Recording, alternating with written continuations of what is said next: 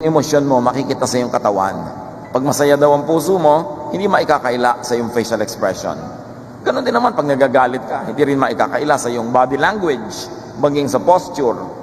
Pagka meron kang kinakamuhian o meron kang iniimig, meron kang sinisinta, kitang-kita rin sa hilatsa ng iyong pagmumuka. In other words, saying the obvious, your spiritual state shapes your body. Kumisa nga nakakatawad ding magmahal. Pagka hindi ka naman minamahal, di ba? Pagod na pagod ka na, ikaw na lang nagmamahal. Kaya marunong ka dapat magpahinga. Kasi kawawa ang iyong katawan. Kaya ka lagi may sakit, malungkot ka.